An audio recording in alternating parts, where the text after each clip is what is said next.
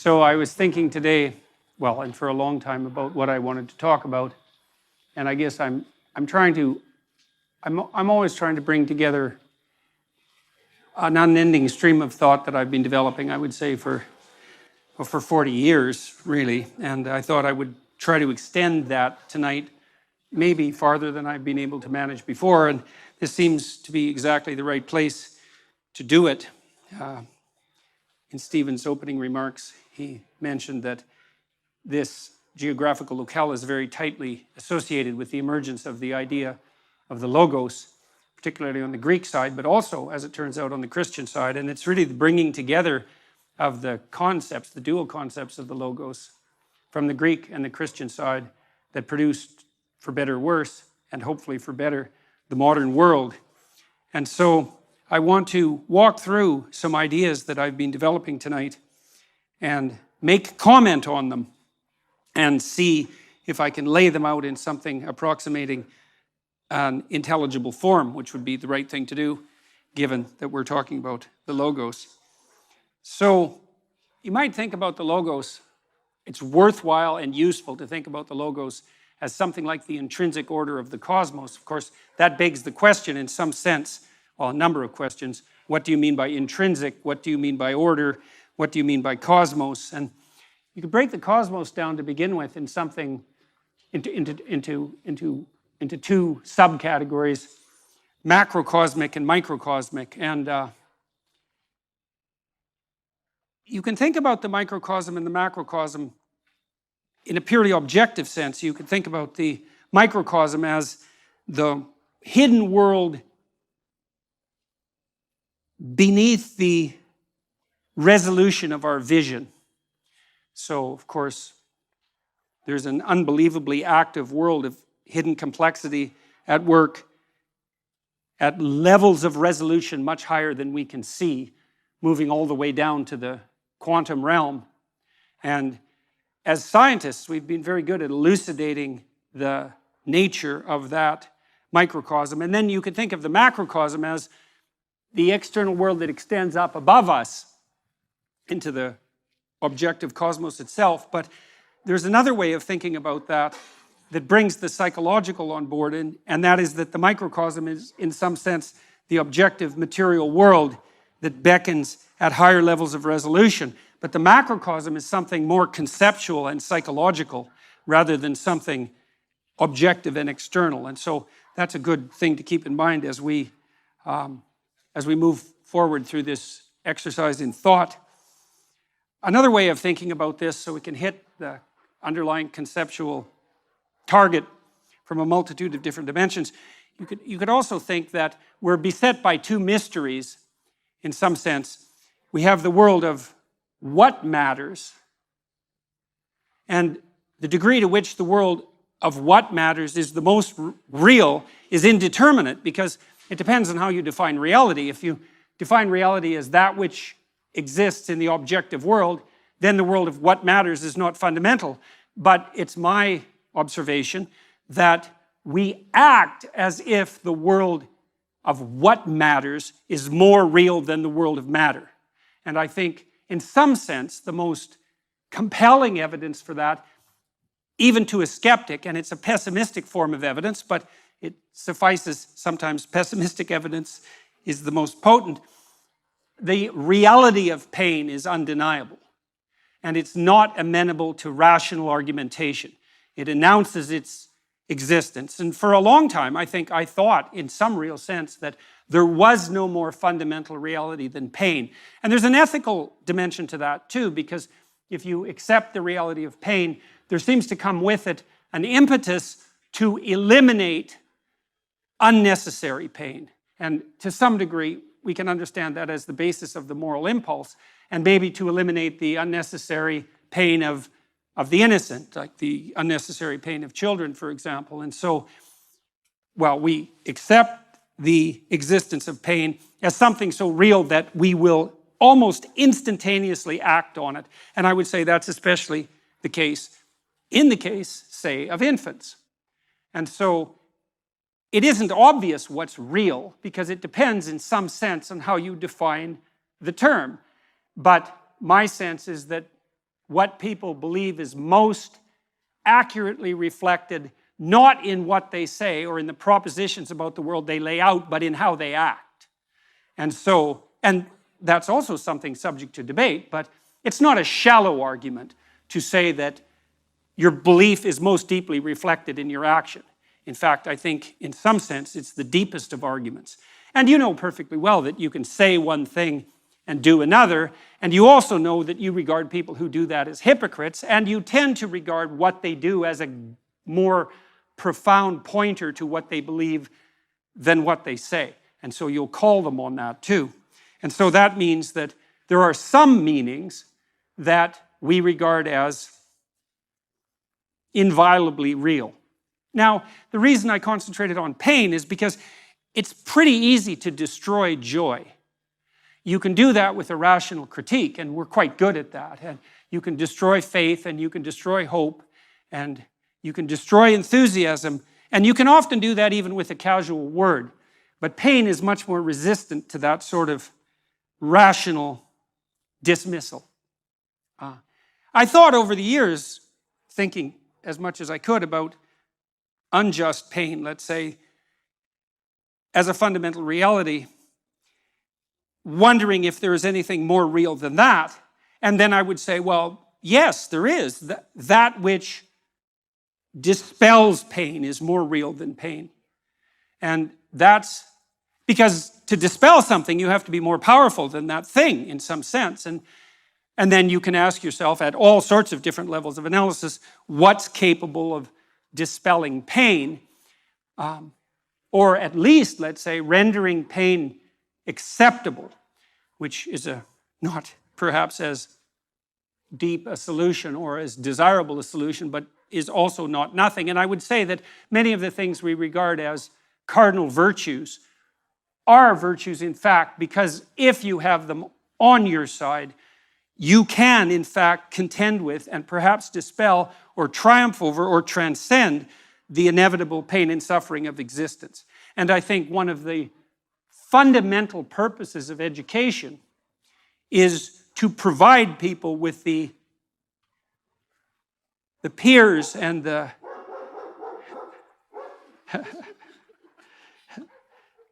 and the allies, to use a word that's been contaminated so terribly, that enable them to stand up nobly in the face of tragedy and still move forward with what is good in mind. And that's a very different purpose than inculcating in people a thoroughly detailed description of the patterns of the objective world.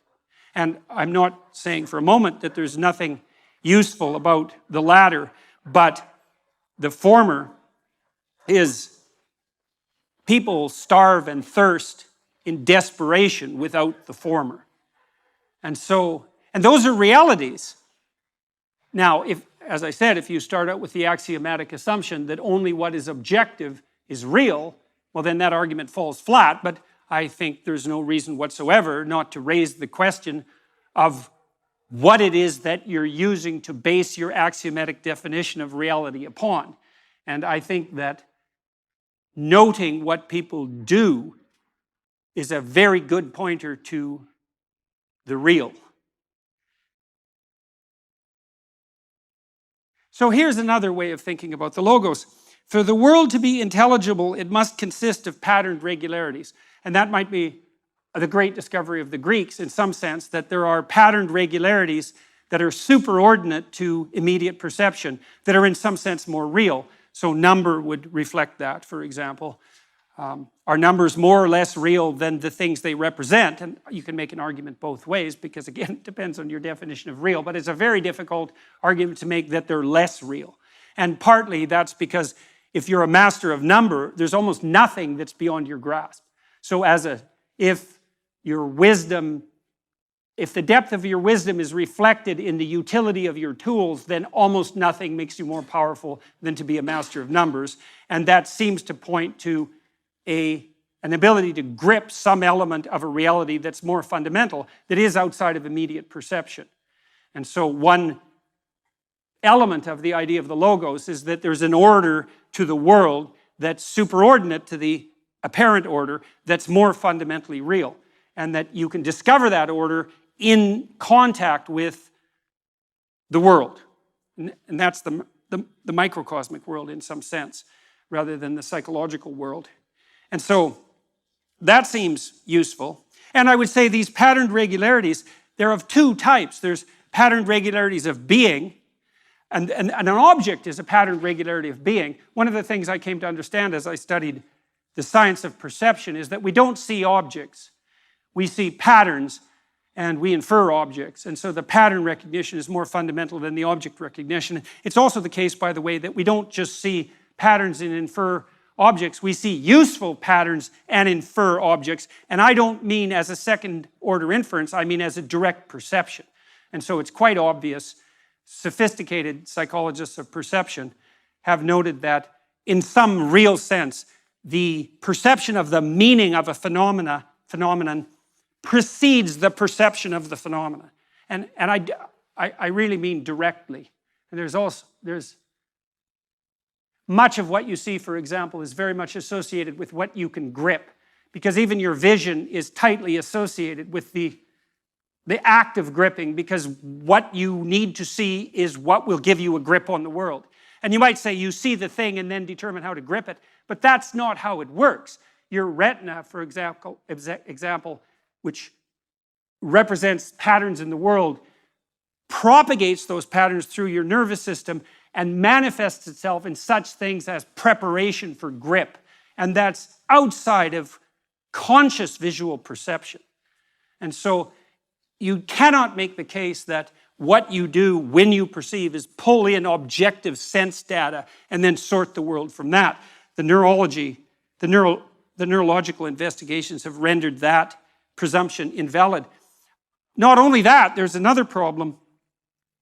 Well, let's refer to, we'll do this in two parts. For the world to be intelligible, it must consist of patterned regularities, and they're regularities of being and becoming. Another issue is, when you encounter the world, do you see what's there? And the answer to that is, well, yes, but you also perceive what could be. And so I would say that what you perceive is an amalgam of the patterned regularities of both being and becoming.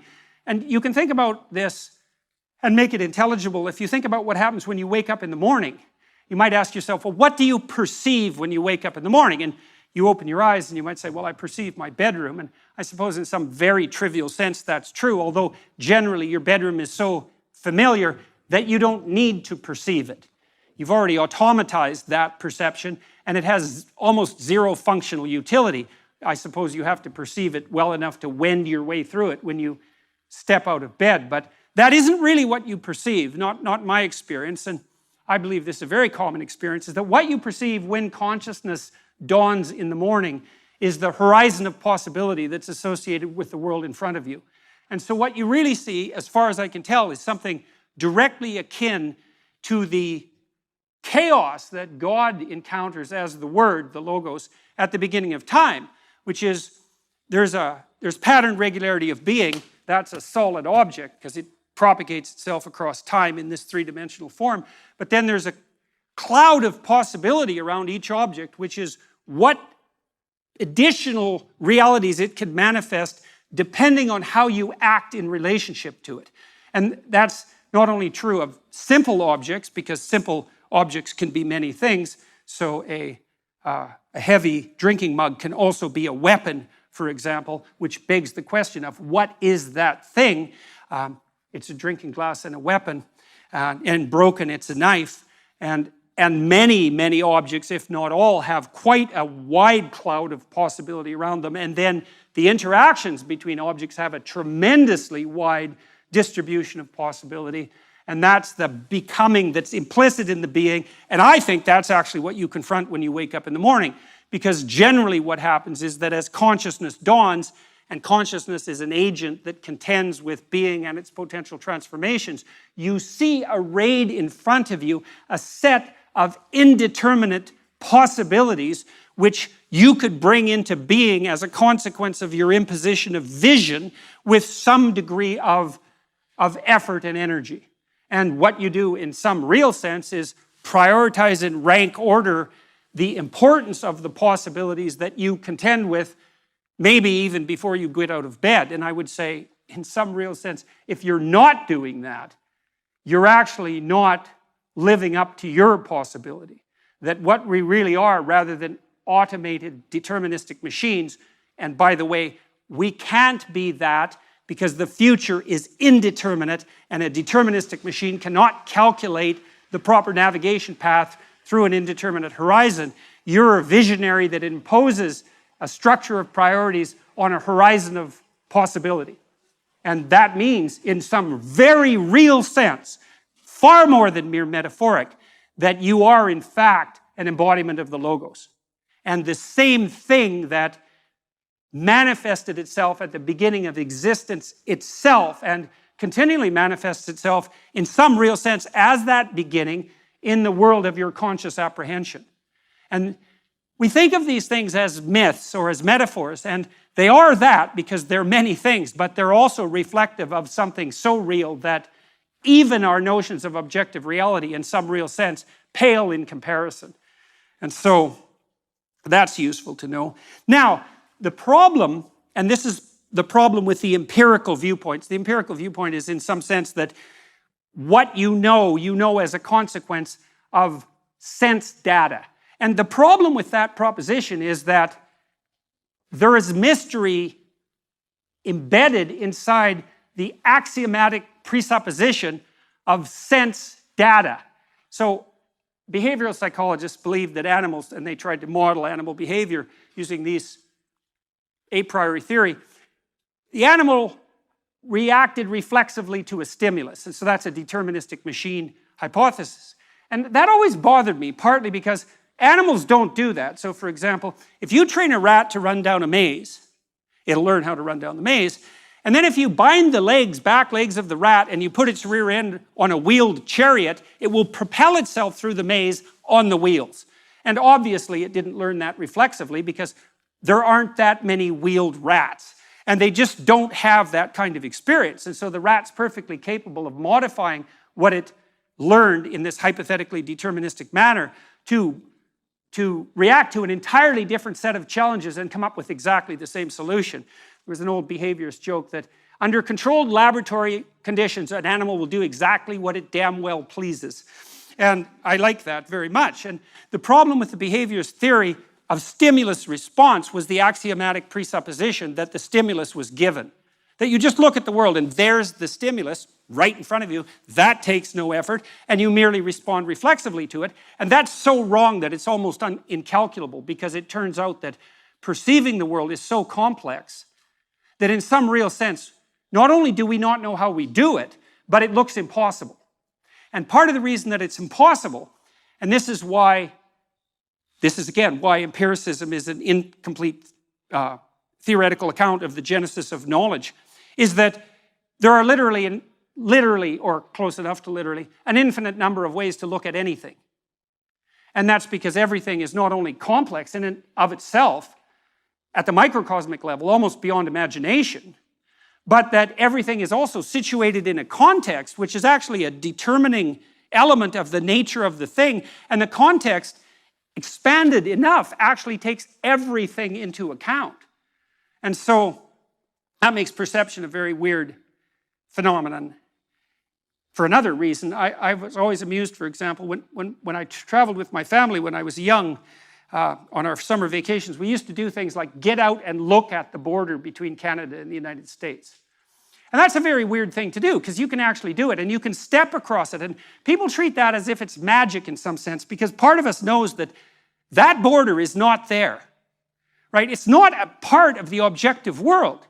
And yet it is, because there you are standing beside it. And then if you look at aerial views, you can see the farmers' fields end exactly where the border is. And so things like borders between countries inhabit this weird space between the objective and the subjective that's a magic space. And it actually turns out that almost everything we perceive has that degree of magicality about it. I've thought also about such things as people's proclivity to go to museums, maybe in Nashville, for example, or Memphis, to go look at Elvis Presley's guitar. And you think, well, what exactly are you looking at when you go look at Elvis Presley's guitar? Because first of all, it's a mass-produced guitar, and so why not just look at another guitar, and you think, well, that's not the same thing. It's like, well, why isn't it the same thing? Because it's not. And the reason is that the guitar is not merely something, and this is the thing you perceive, it's not merely something made up of the guitar atoms, let's say, and the guitar molecules. It's also an artifact that was embedded in a context across a period of time. And that embeddedness of that artifact is part of what you perceive when you see an artifact like a celebrity, something a celebrity owned, or the relic of a saint, let's say. And you can say, well, that's all an overlay on top of perception, and that would be fine, except that's wrong. There's no data, so to speak, that support that viewpoint. That's not how perception works. Perception is unbelievably complicated.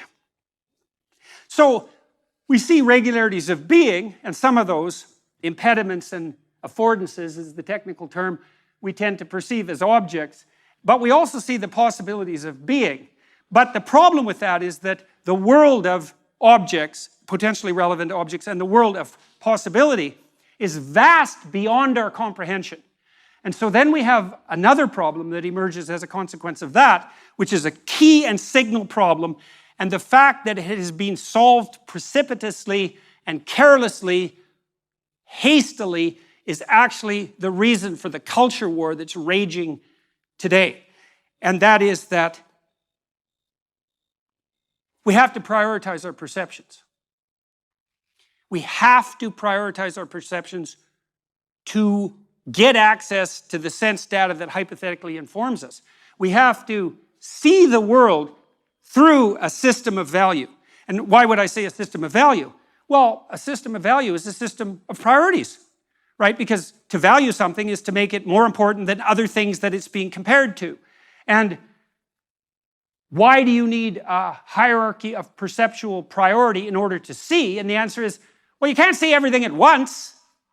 And so you can only see one thing at a time. And which thing? And the answer is the thing you think is most important to see at that moment. And then the question is, well, and this is the question, why is that the most important thing to see at the moment? So imagine, this is true in the auditory domain, in the tactile domain, all sensory domains. And you think that perception is a passive action and that we act upon the consequences of our perception, and this is just not true at all. There's no level of the analysis of perception neurophysiologically where you can separate action from perception.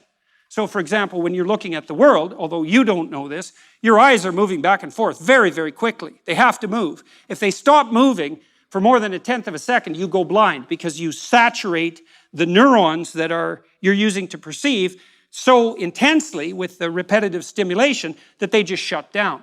And so at a micro level, your eyes are vibrating like mad, and then there are saccades above that are still unconscious, that are less rapid and wider, and then voluntarily, you have voluntary eye fields in the frontal cortex, you move your eyes voluntarily to point to what you want to see, and you do that because the center part of your vision is exceptionally high resolution.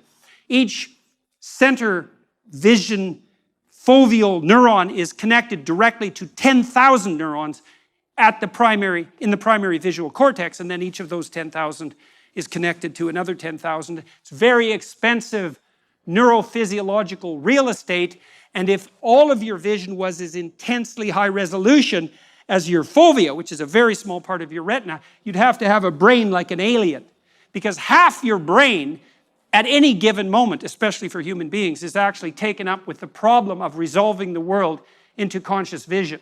And that's all motorically dependent. And so, in some sense, real sense, seeing is very much akin to feeling out. If you're investigating the structure of something like this column, if you close your eyes, you can build a visual image of the column. Blind people, by the way, many of them can draw, just so you know, even if they've been blind from birth, because they generate visual representations of the world. They just don't have light and color. But they still have the sense of the three-dimensional structure of the world. They know what the shape of objects are. They know they can see their loved ones' faces by using their hands as eyes. And we use our eyes as hands as well because we feel out the world with our hands or with our eyes. So So don't be thinking that it's passive perception and then an overlay of prioritization and action. The problem of prioritization goes all the way down to the micro level with regards to perception. Okay, so now you have to prioritize your perceptions. Why? There's too many things to look at, and you can't look at everything at once. And so then the question is, well, how do you prioritize your perceptions? And the answer is, well, you make one thing at every moment that actually allows you to act, even to move your eyes, even in a restaurant to focus in on the conversation that your first date is having with you, as opposed to all the other conversations that are going on around you. That's all dependent on motor action in the auditory perception system. To prioritize what you're seeing indicates that you exist within a hierarchy of value. Why a hierarchy? Well, because everything has to exist in your perceptual structure in relationship to everything else. And so, well, let's take the example of the date. Why are you listening to what your new potential partner is saying rather than the background conversations?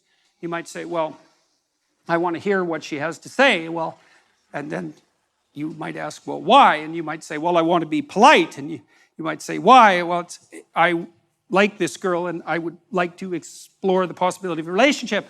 Why? Well, because I believe that having a relationship with someone is valuable, and that's a subset of the notion that having relationships is valuable, and that's a subset of the notion, perhaps, of having stable, long-term, loving, monogamous relationships are the highest form of relationship, and that's a subset of the notion that, well, as you progress through life, one of the things you do is find a partner and establish a family, and perhaps have children and contribute to the community in that way, and that's part of being a good citizen, let's say, and that's part of being a good person. And then there's an outside nesting of that too, because one question might be, well, what do you mean to be a good person? And of course, that's the problem of the logos.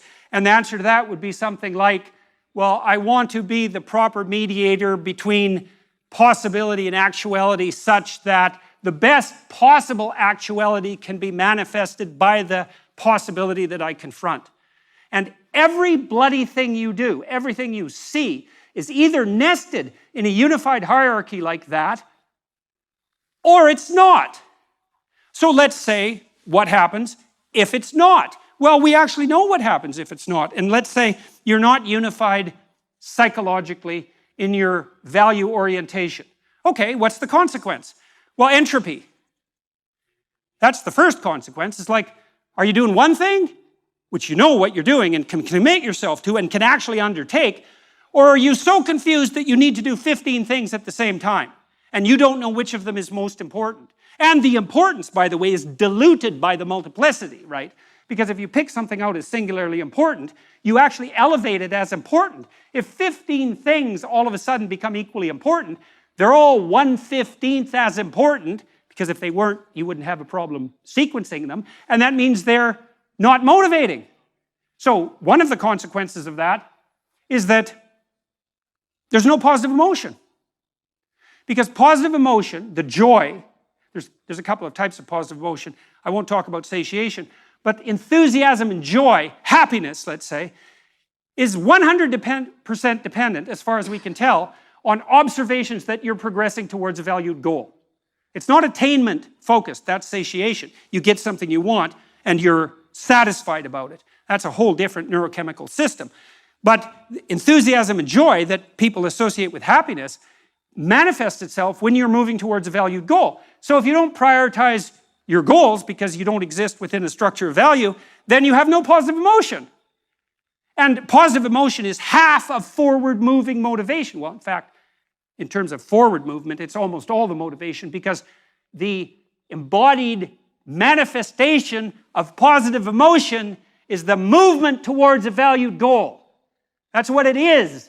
That's why you have the positive emotion, because you are a creature that can move towards goals. And the emotional signaling of that is positive emotion. No goal, no positive emotion. No hierarchy of goals, dilution or eradication of positive emotion. Because if you're confused enough and you have 100 goals and you can't prioritize them, then every goal has 1% of the significance necessary to really move you forward. And so to be maximally motivated, You need to know why you're doing what you're doing, all the way up Jacob's ladder, all the way up. And that brings us to the notion of the macrocosm that's the heavenly hierarchy. And in some sense, it's a psychological macrocosm, although not in all senses, because it brings society into the purview.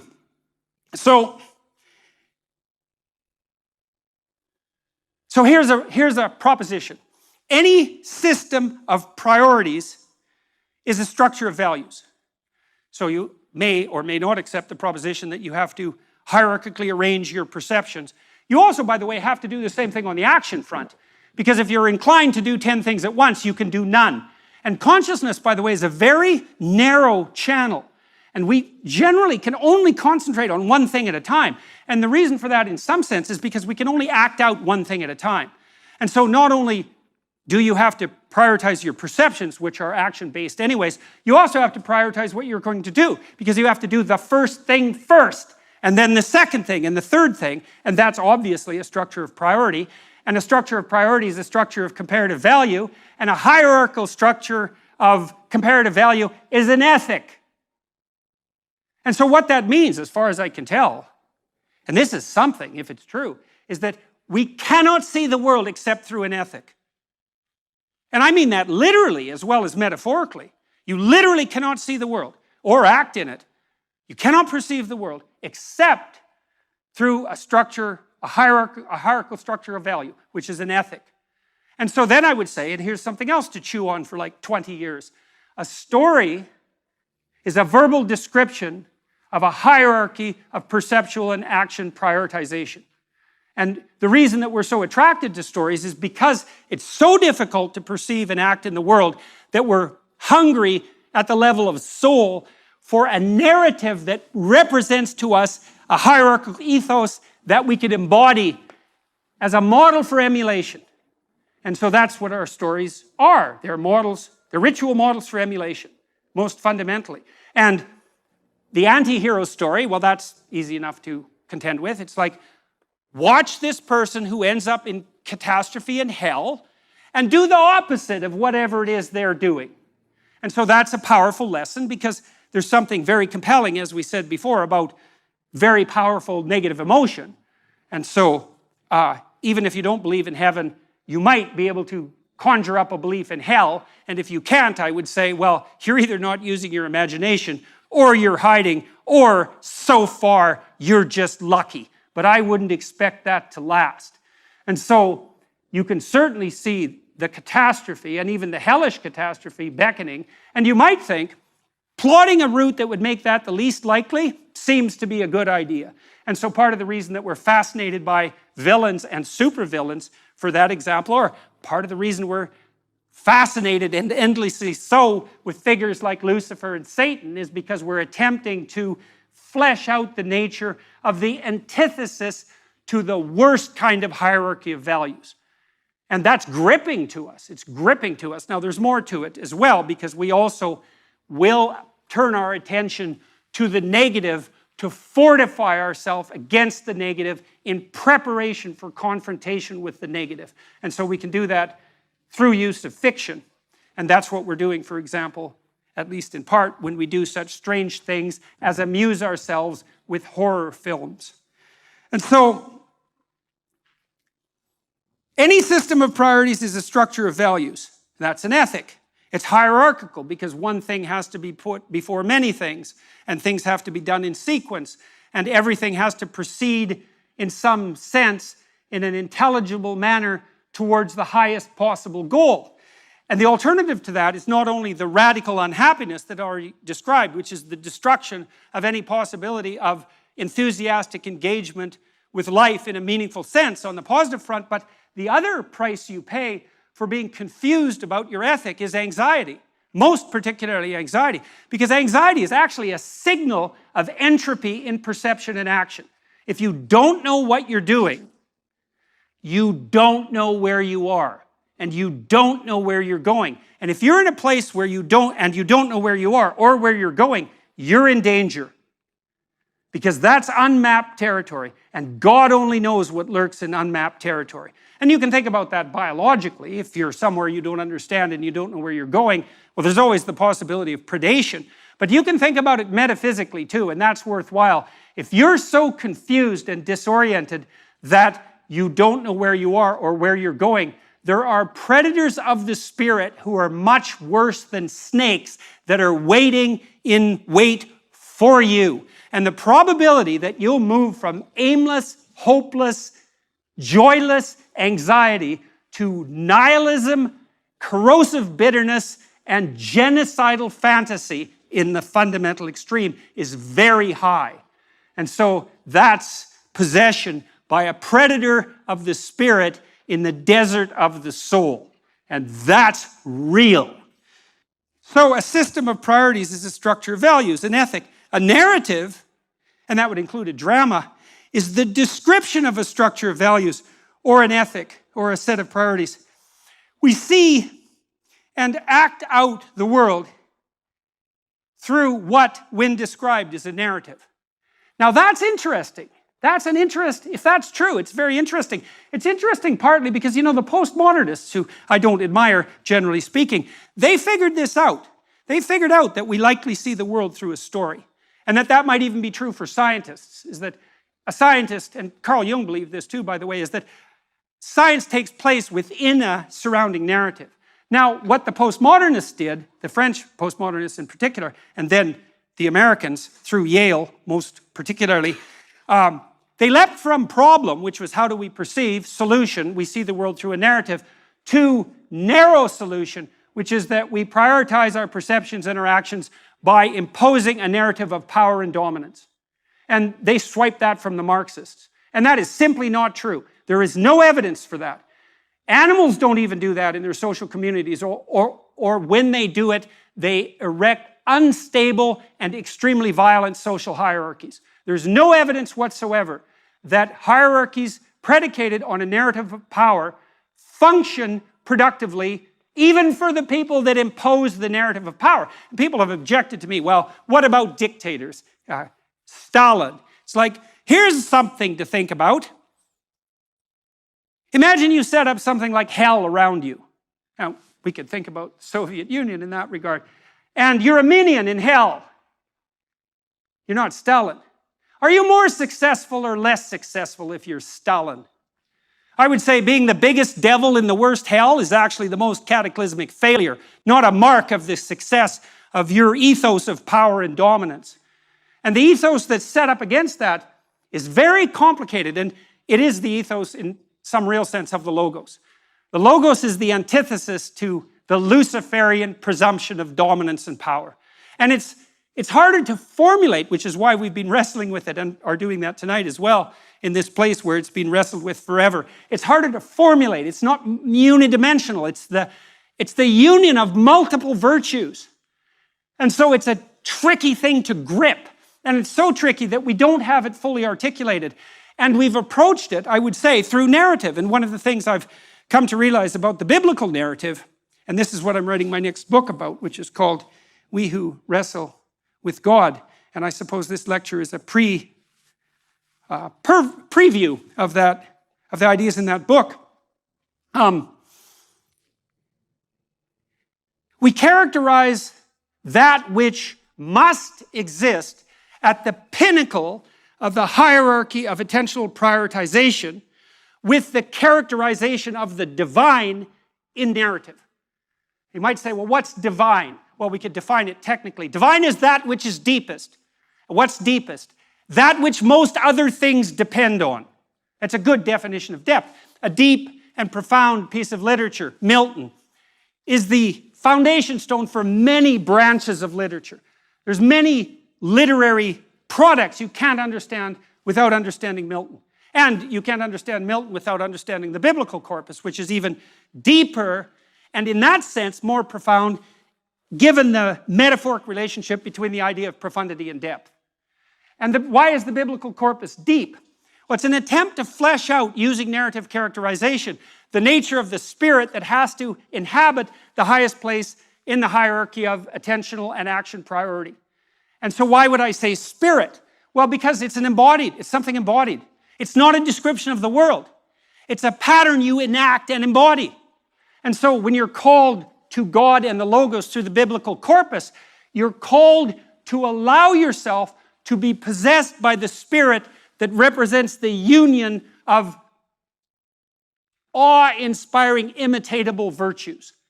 And then you might say, well, what are those? And I can walk through some of them, just so you get a sense of this. I don't want to do it exhaustively. In the opening chapters of Genesis, which is where the idea of the Logos is highlighted above all else in some real sense, you have this notion that whatever God is uses whatever the Logos is to extract habitable order from potential. And the tohu vabohu, that's the chaos, is a weird intermingling in the linguistic sense of chaotic possibility of the world per se with confusion and psychological disorientation. And so it's an amalgam, that chaos. And it's the chaos you feel when a plenitude of possibilities opens up in front of you, which is destabilizing and psychologically challenging, especially if the purview of possibility is beyond your ability to contend with. But you can see the massive possibility conjoined with a sense of anxiety. That's too much possibility. To bring order to that, you cast your attention upon it and you prioritize it, and God imposes a benevolent order upon that chaotic possibility, extracts from that chaotic possibility the habitable order that is good. And the reason that the habitable order that's extracted is good is because God uses the Logos, which is something like a combination of orientation towards the highest possible good, which you could think of as love, and truth. And one way of characterizing the imitatable manifestation of the Logos is that it's the nexus of love and truth. And I think it's truth embodied in love, or embedded in love, with love being superordinate. But that's a partial description, and it's disembodied and abstract in some sense, and doesn't have the grip necessary to compel you to act, to imitate. And so what you see in the biblical corpus are continual representations of the Spirit that must occupy the highest place in the hierarchy of imitable, mimicable action as a pattern that possesses your perceptions and actions and calls you into the world. And so, for example, in the story of Adam and Eve, once Adam and Eve are thrown out of the garden because they become prematurely self-conscious and prideful in some real sense, God is presented as the Spirit that you walk with when you walk unself-consciously in relationship to the highest in the garden. And that's actually an experiential reference, as you imagine you're having a particularly good day in a particularly beautiful garden, like the day we had today. It's like, are you closer to God? Well, the answer is, experientially, well, yes, because you feel that your existence is imbued with a deep sense of appropriate significance. And that's not a rational, secondarily derived argument. It's primary. It's a primary experience. And part of what the biblical corpus is trying to do is to lay out the nature of the Spirit that inhabits you when you're oriented towards the highest possible good, and to point out that that's phenomenological, it's experiential, it's existential, it's embodied. It's not a secondary overlay of the description of the nature of the world on the world. That's not what the biblical corpus is trying to do. So in the story of Cain and Abel, what's God? God is that which calls you to make the appropriate sacrifices and calls you on it when you don't. And try to escape that and see what happens. We know perfectly well, that that's a pathway to hell. And you might say, I don't believe in hell, and I would say, that means you don't know anything. Noah, who is God or what is God in the story of Noah? The Spirit that calls the wise to prepare in the face of crisis. Do you abide by that or not? Well, you do if you're wise, and you do if you care about the people around you. Abraham, what's God? The Spirit that calls the inappropriately luxuriating out to the terrible adventure of their life, and that then requires of them the highest possible sacrifice. to obtain the highest possible goal. In Exodus, what's God? The spirit that lays tyranny to waste. The spirit that guides you through the desert of the soul. The spirit that orients you towards the promised land and imbues you with the enthusiasm that allows you to make your way out of the tyranny and through the desert.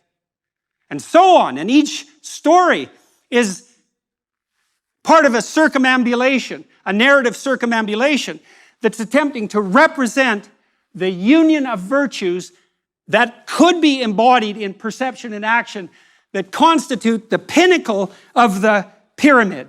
And that, by the way, pyramid, that's Mount Sinai. That's the proper hierarchical organization of society. That's the aesthetic model for the construction of the Ark of the Covenant. It's all of that simultaneously. It's the Egyptian pyramid with the gold cap. The question is, what's the cap? What's at the highest? Well, that is the mystery. What should be placed in the highest place? We already said, well, something better be, because if nothing's placed in the highest place, then there's nothing in the highest place. And what's the consequence of that? Well, to return to that theme, anomie, anxiety, overwhelming dread, psychological destabilization, and the absence of joy. And there is no escaping from that except by solving the problem. But it's worse than that, because this hierarchy of perceptual prioritization unites us socially. So here we are in a theater, and we've seen many examples of theaters today, including the amphitheater, where it's a concentric circle that focuses everyone's attention on the same spectacle. Well, that's the definition of a culture, is that everyone's attention is focused on the same spectacle. And so the hierarchy of perceptual prioritization and action that unites you psychologically is also the same structure that unites us socially. And so that means the kingdom of God is within and without simultaneously in some most fundamental sense. And you might say, well, we don't need a superordinate ethic to unite us. And I would say, okay, then we're not united. And so what are we if we're not united? And the answer is, well, we're a house divided against itself. And what's the consequence of that?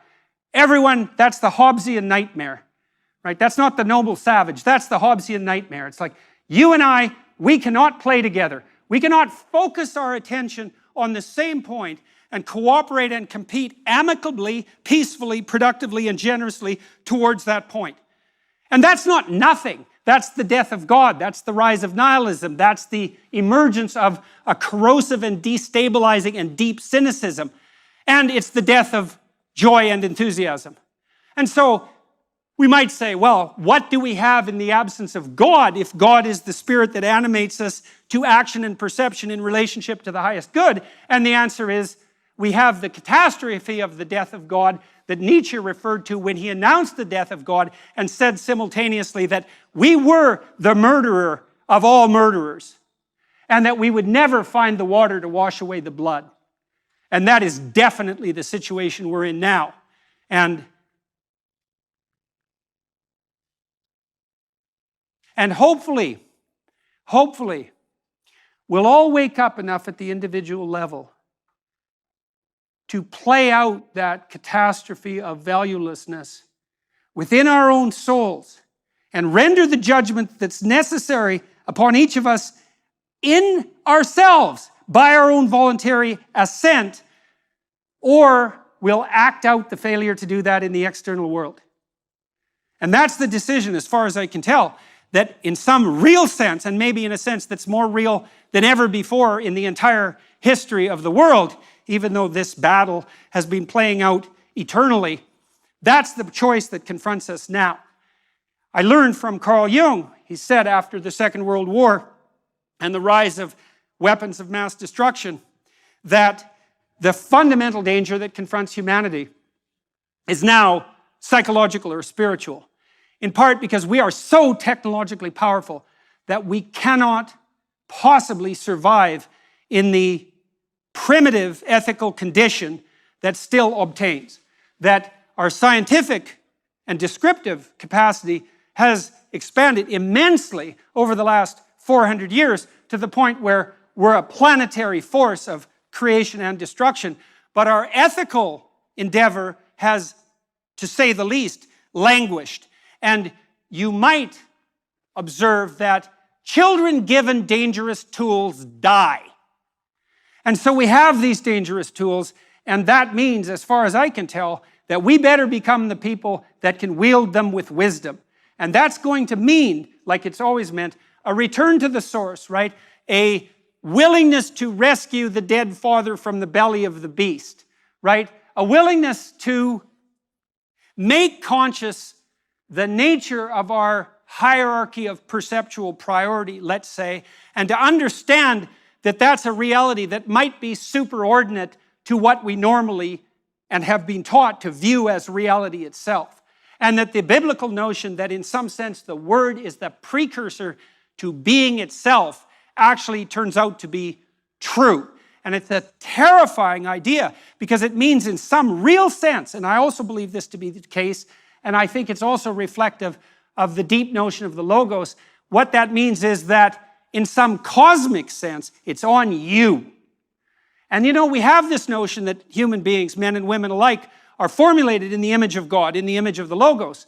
And we believe that. And what do I mean by that? Well, it's an axiom of our laws. It's an axiom of our constitutional system, certainly in a country like Britain or America, any of the Western democracies, and to a large degree, any country that can function at all. There's the presumption that each person is a locus of divine value. And you think, well, do you want to live in a society that assumes that? Or do you want to live in a society that doesn't? And then you might also ask, do you want to have friends that assume that of you? Or do you want to have friends that don't? And the same thing might apply to the people that you love in your actions towards them. How are you treating them if you treat them properly? And I can't see, even speaking merely psychologically, that you can love someone and not treat them in some most fundamental sense like they're a divine locus of value. I think those are the same thing. And you can quibble about the linguistic representation necessary to derive that conclusion, but have it your way. You're going to act out your decisions one way or another. You're going to learn in the world just exactly what attitude you should bring to bear if you want to elevate those around you and simultaneously do the same to yourself. And you will find that if you do that, to the degree you do that, you are treating each person as if they're a divine locus of value and responsibility. And that's a terrifying thing too, because I read something once, I don't remember who said it, that God is a circle whose center is everywhere and whose circumference is nowhere. And I read commentaries on that idea indirectly, obliquely, by Dostoevsky and Solzhenitsyn, Jung as well, perhaps above all else, stating that we are each a center of the world. We each have a cosmic role to play. And you can think about it this way, and this is a useful way to think about it. You have potential within you to match the potential that's without, let's say. And we all upbraid ourselves and call ourselves out on our failure to manifest that which is within us. And so here's a proposition for you. The world is languishing to the degree that you are not all you could be. And that could really be the truth. And to the degree that we're made in the image of God and made in the image of Logos, and also the entity that has to undergo the tragic death that's represented by Christ, and maybe the encounter with hell that's part of the story of the resurrection. That's us. That's what we face. And so I'll conclude my discussion of the characterization of the spirit that occupies the pinnacle of the hierarchy of attentional priority with the story of the Passion, which is the full embracing of the catastrophe of life. That's what it calls us to. And religious or not, one thing you might notice is that a good proportion of the entire planet has been obsessed with the figure of the crucifixion and the story of the Passion for 2,000 years. And even as an unbeliever, whatever that means, you have to take that seriously. Now, you can write it off as a delusion. Freud tried to do that, and so did Marx. But you have to ask yourself, well, if it's a delusion, why didn't people pick just something happy to look at instead of something utterly dreadful? And I say utterly dreadful because, and this is the truth as far as I can tell, what the Passion is a distillation of tragedy. So imagine that In order to contend with your life, you have to be willing to embrace its darkest elements. You might say, why? And I'd say, well, hey, the darkest elements are there and they're coming. And if you're not prepared, it's going to be far worse than it has to be, at minimum. And maybe it'll just lead to your destruction in ways that are worse than death. And that's a high probability. And so in order to live fully, you have to confront life fully. And that means you have to accept the unjust sacrifice of the innocent in some real sense. And that's you. And that's not even enough. You see, in the Christian passion, why is it the ultimate tragedy? Well, tragedy is undeserved catastrophe, let's say. Well, then you amplify the catastrophe. Youthful death, torturous death, death with foreknowledge, humiliating death, death at the hands of the mob, death as a consequence of betrayal, death in the purview of your mother's vision, death despite your innocence, death despite your moral virtue, death despite the moral virtue that you have that everyone knows about and recognizes and still sentences you to death. Death at the hand of a tyrant, death at the hand of a nihilist. And then that's not enough, because in the cloud of myth that surrounds the characterization of the embodied Logos, and that's Christ, following the radical acceptance of death is the radical confrontation with hell. And that's the harrowing of hell. And the story there says, in order to open yourself up maximally to the possibilities of life, not only do you have to contend with the tragedy of your own innocent sacrifice and be on board with that fully or pay the price, but you have to confront the gates of hell itself. And you might say, well, what does that mean? And you know, our culture has been obsessed in principle since the end of the Second World War with what happened in Nazi Germany. And that's as good an example of hell as anything that could be presented to the corpus of unbelievers who disavow any recognition of hell.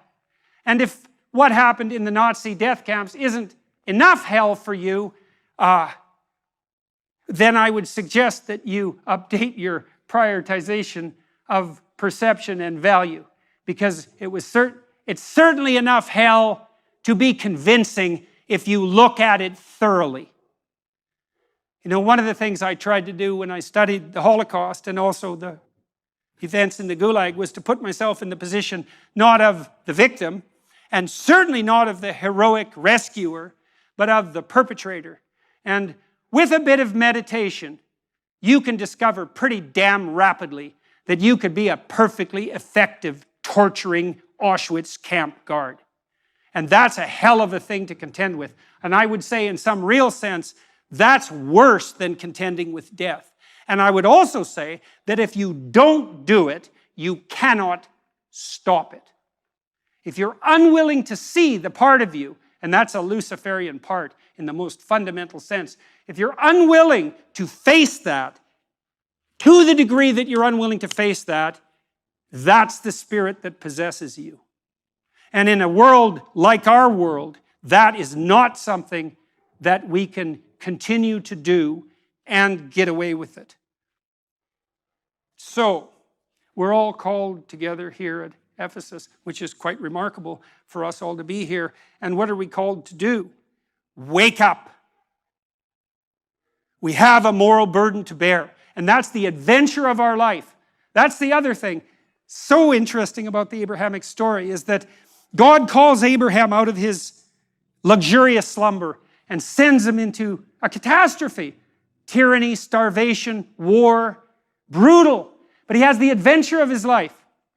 You might say, well, it's the adventure of your life that justifies the catastrophe of your life. It's not some simple-minded, juvenile hedonism or desire for comfort. That's not what we're built for. We're built for the adventure of our lives. And where do you find that? You find that in orienting yourself to the highest possible good in all ways and speaking the truth forthrightly along that pathway. Thank you very much.